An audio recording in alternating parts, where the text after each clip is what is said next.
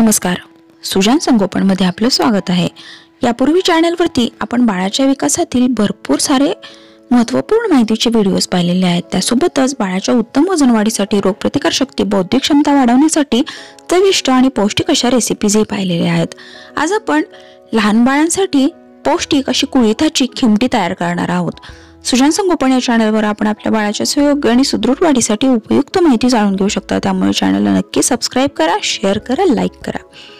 चला तर मग आपण रेसिपीला सुरुवात करूया। या ठिकाणी मी हे कुळीथ घेतलेले आहेत।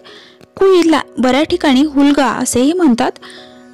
तर हे कुळीथ मी 5 ते 7 मिनिट भाजून घेणार आहे आणि भाजून थंड झाल्यानंतर मी ते मिक्सरला वाटून घेणार आहे। कुळीथ हा protein, fibre, calcium, iron, carbohydrate, फॉस्फरसचा खूप चांगला स्रोत आहे।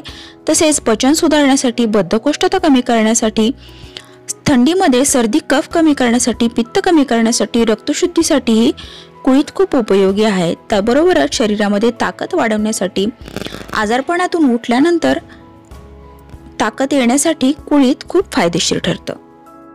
आता मी याच्यामध्ये थंड पाणी घालून याची पेस्ट केलेली आहे, म्हणजे हे शिजताना पाण्यामध्ये घातल्यानंतर त्याच्या गुठळ्या होणार नाहीत। तर पॅन मध्ये पाणी गरम करून मी त्याच्यामध्ये थोडासा गूळ घालून घेते।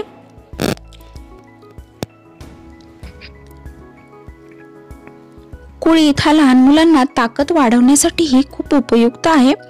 अशाच पद्धतीची कुळिथाची खिमटी तुम्ही बाळंतिणीलाही देऊ शकता। त्यामुळे बाळंतिणीलाही याचे भरपूर सारे फायदे होतात।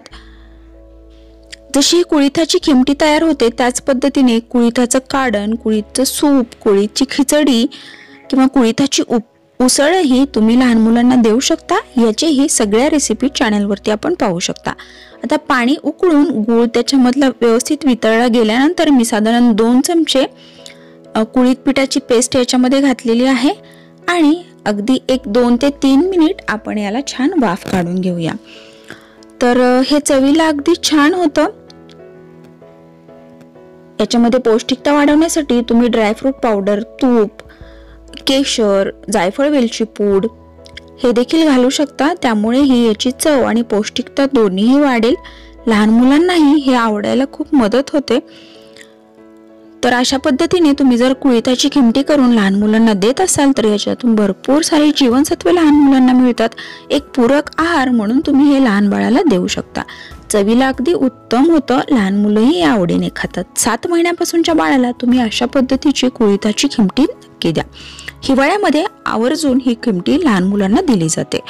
सुजान संगोपन या चॅनलवर आपण आपल्या बाळाच्या सुयोग्य आणि सुदृढ वाढीसाठी उपयुक्त माहिती जाणून घेऊ शकतो। जसे की उन्हाळ्यात, हिवाळ्यात, पावसाळ्यात कशी काळजी घ्यावी, लहान मुलांची बौद्धिक क्षमता, रोगप्रतिकार शक्ती, वजन कसं वाढवावं, गरोदरपणात आईची आणि बाळाची कशी काळजी घ्यावी, बाळंतिणीची कशी काळजी घ्यावी, लहान मुलांसाठी पौष्टिक चविष्ट पदार्थ, लहान मुलांचा अभ्यास कसा असावा, खेळ कसा असावा, याबद्दलचे बरेचसे उपयुक्त माहितीचे व्हिडिओ चॅनलवरती पाहू शकता। त्यामुळे नवनवीन पॅरेंट्स सोबत या चॅनलवरील व्हिडिओ शेअर करा। व्हिडिओ आवडला तर लाईक आणि कमेंट करायला विसरू नका। थँक्यू।